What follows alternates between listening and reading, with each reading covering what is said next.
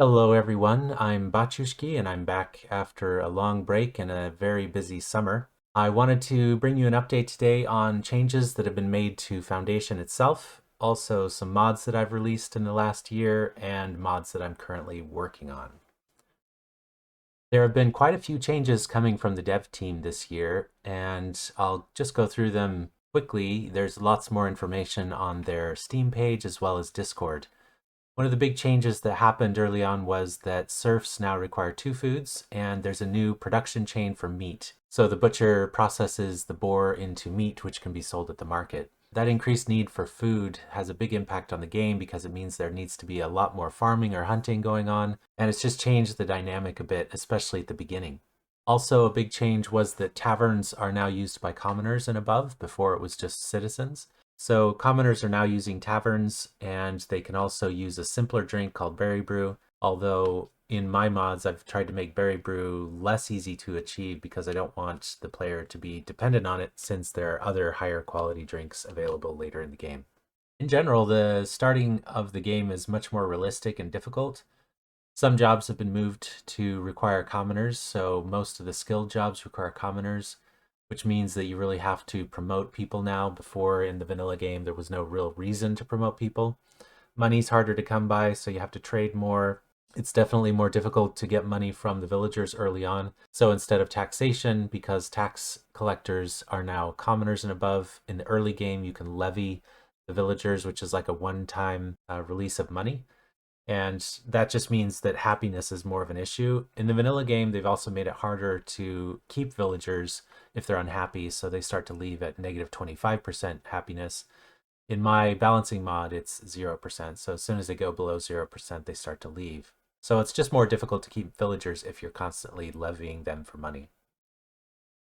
Promoting, on the other hand, is easier now. So they've made a change so that you can promote people any time of the month, and you can promote multiple times a month, which is great because it really frees you up to think about just developing your village and not having to wait for those monthly promotion cycles. They've added lots of decorations to different monuments. So decorations are now kind of common across estates and common across monuments. So you can add decorations from most buildings. Decorations are starting to mean more in the current experimental version. Decorations are required basically in order to upgrade a housing zone so that commoners will start to build houses. For those that are new to the game, there are a lot of improved help topics that pop up during the game. One of my favorite changes, and one that's caused a lot of difficulty for older players, but I think makes a lot of sense if you're coming to the game fresh, is the concept of hubs. So the way it used to work is that villagers would travel any distance in order to fill their needs. So say a villager was hungry, there was no food available in a market nearby, they would travel all the way across the map in order to find food to fill their need, which kind of makes sense because if you were really hungry, of course you would travel to go find that food. But the problem was that if a particular market started to run out, people would start traveling further and further distances in order to find food. And that was causing a major drop in productivity.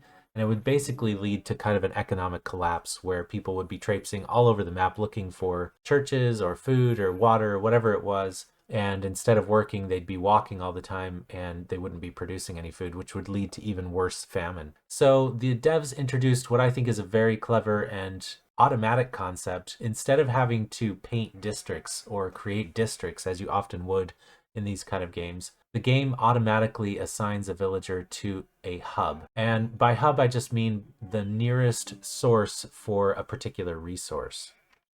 So for example, if a villager lives far away from the main town, they will be assigned to whatever market or church or well is nearest to their house, which is usually in the village that they live in. If they're hungry or can't meet their needs in their local village, they will not travel to the other town to seek fulfillment of those needs. What it does is it forces you to create services locally to each hub or district or neighborhood, if you will. Villagers do have some flexibility, and I'm not exactly sure how the algorithm works, but what I've noticed is that if you create two villages, for example, villagers in village 1, if they run out, they won't go to village 2. They will simply complain that they couldn't find what they were looking for in village 1. And I actually find that really useful because before it was really difficult to create villages that were realistic. If you had one village in one valley, in another village in some other place. They were always traveling in between, and I didn't really want that. I wanted those villages to be not connected except via the transport network. And so this new change means that villagers are much more realistic in their behavior. They spend more time at work, they don't travel as far, and it creates this sense that each village is somewhat self-sufficient. Now, obviously, you have transporters, and they've also tweaked and changed the logic of the transporters quite a bit to adjust for this new concept of hubs. So transporters now will borrow from each other. So if granaries, for example, have the same resource, those two granaries will share resources without the player having to set any kind of status in the granary as they did before. And that means that each hub can refill from the correct place automatically. So if you have a granary in one of your remote villages, it will go to the main town. It will pick up food from the granary in that main town and bring it back to the village so that it's closest to the market tenders who are in that village. So there's just been a lot of these tweaks and changes. It's of course not perfect and it doesn't cover all scenarios, but I find that the new hub and transport logic is far superior to the previous one, and it just makes the villages that much more interesting to build with distance in between each neighborhood or village. Another fantastic feature that has been added is additional options in the map generator part of Foundation. So you're now able to adjust the elevation, the number of hills, all kinds of parameters in the map generator, which means that you can create almost any kind of map. And I'm really happy with the map generator, not only the original map generator, but the changes that have been made. It basically makes the game playable forever. And the maps that are generated are fantastic. Using my map converter mods, you can also add additional features or changes to the maps, and the combination of the new map generator and the map converter mods means that I basically can create any map that I can imagine. And I'm so happy with that particular feature, and huge kudos to the dev team for creating an excellent map generator. So those are just some of the changes that have happened in Foundation. There's of course a lot more detail and a few that I haven't covered, but those are the basic ones. In general, I would say I'm really happy with the direction that Foundation is going. It's become much more realistic at the beginning of the game, which was always something that bothered me in previous versions up to 1.9. It never made sense to me that hunting was way down the list of industries. You know, hunting and fishing, of course, would be the first things that a new settlement would use to feed themselves. And so I'm really happy to see those changes. I'm really happy to see that promotions now are meaningful and realistic and make sense. The gold economy is much more balanced now than it used to be. The vanilla game plays much better with my mods than it did before. I've had to make fewer adjustments in my balancing mod to account for what I considered unrealistic conditions in the vanilla game. So really happy with direction that Foundation is going. They also have updated their roadmap and they're looking at making some changes to the housing system going forward, which hopefully will include a more dense kind of village core type mechanic. They're introducing a concept of safety, which hopefully will replace some aspects of my security mod. And they're also working on adding a vanilla castle, which I think we're all looking forward to seeing.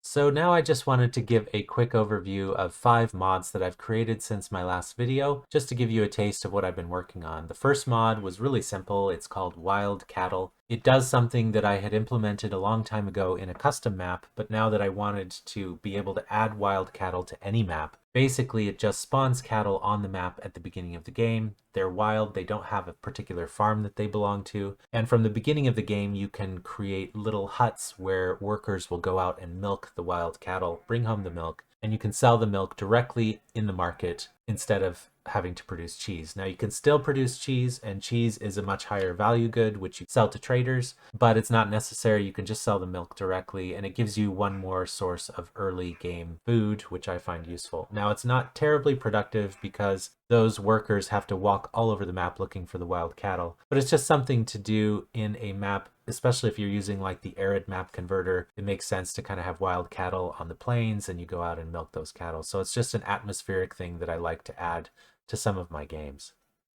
Next up, a mod that I've wanted to create for a long time, mostly because I live in a country where bogs are really common. It's the bog mod. And bogs are a common feature of Northern Europe. I live in Ireland. In Ireland, we have lots of different types of bogs. Basically, they develop in the absence of tree growth. So when you have a wet, cold climate, if you have a lot of grazing happening, whether that's wild animals or sheep, or if you have intensive farming that depletes the soil and removes the topsoil, you can see the formation of bogs, which are essentially wet environments where the lack of oxygen creates special conditions that over time make it difficult for trees and other larger plants to grow. So my intention with this mod was to create sort of no-go areas on the map which were difficult to cross, so villagers would have a hard time walking through them. They wouldn't be places where you could build anything because the ground is too soggy or too wet, and definitely places where you wouldn't be able to farm. So they're basically wild patches of land that you can't really colonize, and if you want to cross them, you have to sort of find a path through them. So here's an example of some bogland, also using the Alpine map converter to ensure that all the trees are pine trees, which kind of matches the particular aesthetic that I was looking for in this map. So you'll see that you have reeds, you have some plants, you have broken and stump-like trees, you have logs lying on the ground, and these all have building zones around them. So the villagers cannot approach these muddy, boggy stretches. They have to walk around them or go through them. So it's just an environmental thing. I really enjoy seeing different environments and playing a slightly different map each time. So if you want to play something that's more of a Scandinavian, Northern European, British, Irish kind of feel, then bogs are one of those mods that I recommend. I even included some flies. If you look closely in the right-hand corner of this screen, you'll see that there are some flies hovering over the bog, which also, if you've been to Ireland or anywhere that has bogs, you'll see that as quite realistic. A very simple mod, probably one of the simplest that I've ever made, it's only a couple of lines of code, is the market slots mod. The market slots mod simply adds a second slot to every market. So instead of selling only one item, each market stall can sell 2 items. On the one hand, this increases your ability to create a market that sells a lot more goods. So obviously you're selling twice as many items within the same space that you would in vanilla. On the other hand, it also requires you to have a pretty efficient supply chain, because now the market tender is having to supply 2 different items to their market stalls. So obviously if you have granaries that are far away from the market, this is not going to work well. You need to have granaries that are close to the market so that the market tender can refill both goods that they're responsible for. Otherwise, you'll just end up with empty markets over time. But I do like this mod. I think it's a bit more realistic. It makes sense to be able to sell more than one thing at each stall, and it just makes your markets that much smaller. You don't have to expand so many tables to sell so many different modded market items. Next up is a mod that I created called Mead from Honey. Pretty self-explanatory. You create mead, which is a drink that commoners and above will use from honey. Extremely similar to the berry brew in the tavern, so you have to have a brewery in the tavern. As a room, it creates the mead from honey, and that's a drink. So it's not as efficient as creating beer or wine, and obviously mead is not an expensive drink, and so when you trade with the merchants, it's not going to get you much money. But it's just another way to use up any excess honey that you might have from your monastery. Next up is an environmental mod called Volcanoes. This adds 1 or 2 volcanoes to your map. It's simply for decoration. If you're looking for something, say you're creating a map to model after Iceland, or you're looking for something in a tropical climate where volcanoes might be more common, gives you a little bit of realism if you're looking for that particular style. So moving on, I'll talk about the mods that I'm working on today. So the first one is called Free Folk, and this came about from an old idea that I used to have called Wild Folk, which was a mod to basically spawn people living outside of your boundaries. So on the map, but not part of your village. The idea is that you arrive in a new place. It's not completely empty territory. There are people living in small hamlets or settlements throughout the map, and those people either oppose or complement your settlement of the area. So for example, you might have special trades with them. They might cause problems in your village in terms of stealing things, similar to what I've done with outlaws in the security mod. But at the very least, they would simply add some realism and interest to the surrounding areas. The idea with Free Folk is that these villages, these small settlements, spawn throughout the map. Not too many, maybe 5 or 6 different small settlements, varying from 2 to 5 or 6 huts each. They would have a little campfire, they might have some benches, they'll have a few barrels and props lying around, and these villagers will give you the opportunity to trade for simple items. They might give you the opportunity for special quests. But most of all, they give you something to look at as you walk around the map and kind of create a sense of place in each part of the map that you have. Similar to other mods that I've done along this vein, like the Ruins mod, these settlements won't spawn in really steep places or in water, obviously. They're going to spawn in good places with a level terrain. The villagers who spawn in these settlements are not meant to be part of your village, so they should, if I can get it to work correctly, they should be outside of your population. Although if you build things close to them, hopefully that will then convert the settlement to become part of your settlement as well. Obviously, I'm going to need some mechanism for removing these. If you, for instance, buy a piece of territory and you want to remove the native people from that area, you will somehow be able to destroy or remove the village as it is. But this is the idea for Free Folk. I'm still working on it. There's quite a few technical challenges to doing this. The most difficult one is spawning the villagers and not having them be part of your population. I have managed to do that, and I'm still working out some of the bugs, but I think that this concept has a lot of interest. It's going to be kind of a fun way to add variety to your map. And I'm also planning on, you'll see that the different settlements spawn throughout the map. They might have a few animals around. I'm planning to add some vegetables, so having a few crops. And as you move around on the map, you'll see different ones, some of which will just be a couple of people, and others will be larger settlements. So for example, this one out here is just a couple of huts with some chickens. So just representing those people that don't necessarily want to live under your servitude, working for you, paying your taxes, but they are free folk who live on their own wherever they happen to be. So that's the concept for free folk, and I've been working on it for a week now. It's an old concept that I've revived because of some changes in the API that the devs have released. So I'm hoping that over time I'll be able to overcome the bugs and get this released shortly.